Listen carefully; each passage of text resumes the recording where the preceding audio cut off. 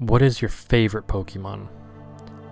If you played video games or watched Saturday morning cartoons since the mid to late 90s, you've likely been asked this question at one point or another. Either in the serious ring of the schoolyard battlefield, as an icebreaker with new friends, or as a way to pass time in discussion with people you know about a series you share an interest in. It's a question that young or old, experienced or unexperienced in the series or even video games, you likely have an opinion on. It's a pretty good universal question. What is your favorite Pokemon? It's such a simple question, but with over 1,000 choices, it's likely the answer will be just as varied as the reasons and faces behind those choices. Such a silly little thing coming to be almost a part of who we are.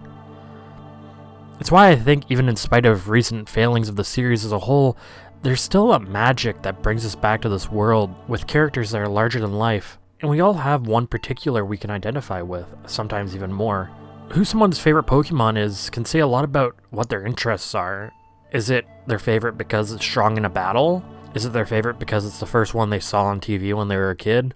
Maybe their first partner they had on their earliest adventures that to this day bring about a feeling of wonder and nostalgia. Maybe it was an unexpected ace or this wondrous thing that came out of nowhere when you didn't really expect it. I think for some people, doing Nuzlocke runs or Monotype introduces us to Pokemon we might not ever have thought of before. For some people, their favorite can just be because it reminds them of a giant monster, a powerhouse that can level mountains or travel at extreme speeds. For others, their favorites match their passions and interests. Some people end up drawn to the lore of a Pokemon and the parts of it that reference different cultures or areas of study.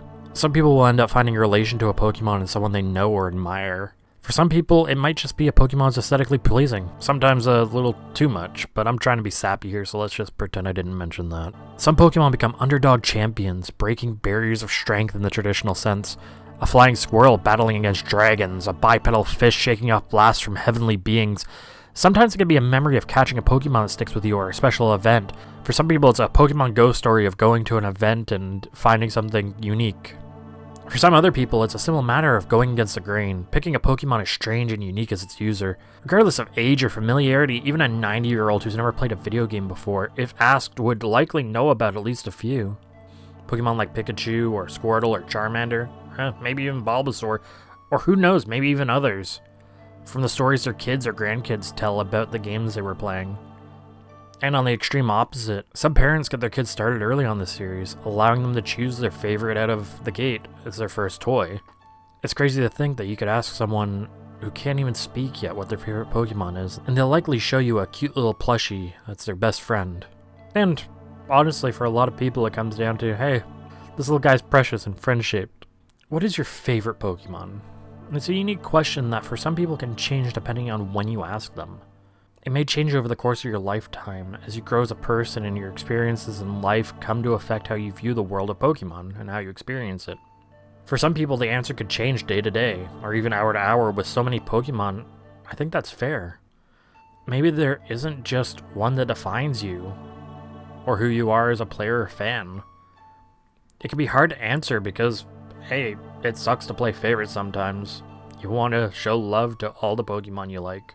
What is your favorite Pokemon? In a Reddit poll surveying 52,000 people in 2019, all but 4 Pokemon received a vote, all of which being early evolutions that were far more popular in their evolved forms: Silcoon, Gothita, Elytric, and Yungoos. With people in the comments showing support for these Pokemon, showing that they are still loved, even if they didn't make the vote. I find it really interesting that in asking friends what their favorites were, I got no answer twice. In fact, I didn't get the same reasoning twice. Answers ranging from all sorts of different people and all sorts of different walks of life and all sorts of different levels of interest in the series. It's really fascinating. What is your favorite Pokemon? I guess it's only fair I answer myself. My favorite is Stoutland. I caught mine as a Lillipup, and it was my first true shiny Pokemon. Stoutland isn't competitively strong or anything, but he's a loyal Pokemon, with a big heart and a bigger, silly mustache. He can swim. He can use Surf, which is really funny to think about. And even without bigger reason, I think I would appreciate this big old derpy dog. That said, this Pokemon came to mean a lot more to me. He honestly reminded me a lot of a hero of mine growing up, my stepfather. Probably the mustache and the scruffy look, combined with the fact he was a big fan of Pokemon himself. I was already a fan of the Pokemon, and I already had that emotional connection to it. I already had that connection in my head. But at one point, one night, I was browsing Twitter during the airing of the Sun and Moon anime. A new episode had just aired and it involved an old Statland, and people were saying it was really sad. Honestly, I hadn't watched the anime in a long time, but I was really drawn to it. I wanted to watch it, and for the first time in years, I found myself watching an episode of Pokemon, featuring a young Litten taking care of a very old Statland who clearly didn't have long left, and a Statland who acted as a small cat's mentor. The Statland was sick, needing to spend time at a Pokemon Center, but everyone knew there wasn't really anything that could be done. The two Pokemon leave and go back to where they were staying, eventually falling asleep right by each other. The Statland disappearing before the Litten awoke, the last leaf of a tree falling, the couch they shared crumbling. The Litten, with the help of friends and even foes, manages to find itself in spite of this and continue training on, carrying on the legacy of the Statland that cared about it, while a cloud of that Pokemon smiled down upon him. Look, I'm not above saying that I cried a little bit during this. It was a bit of a gut punch, but in a good way.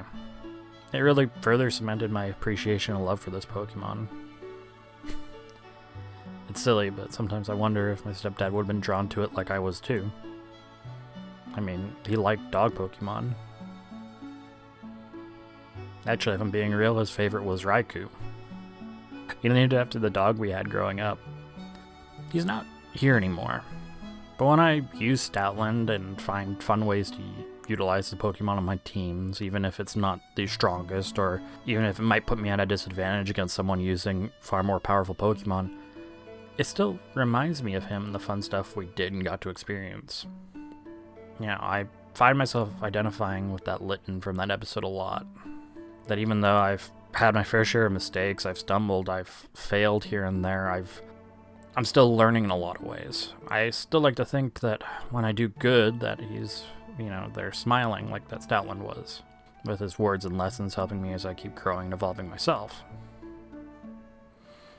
I'm being sappy, sure, but there's nothing wrong with that. It's my reason for liking my favorite Pokemon. My Statland Whistler, who himself was named after a character of another hero of mine that my stepdad introduced me to the music of, played, is a Pokemon I'll always have a fond attachment to. Regardless of where the series goes or how I feel about it, my love for this Pokemon and my appreciation for what it means to me will never change. What is your favorite Pokemon? With a new Pokemon adventure always ahead, whether it be to new lands or old, the question will still always be carried around. Schoolyard to workplace, to party, to Discord, to home. Some will be sentimental, some will be emotional, some will be silly, but any reason's a valid one. Any story to tell a valid one. Any memory is helping spread the legends of your favorites.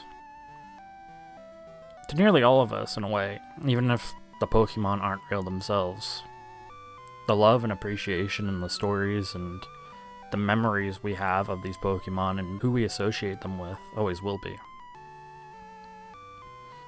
Everyone has a favorite Pokemon.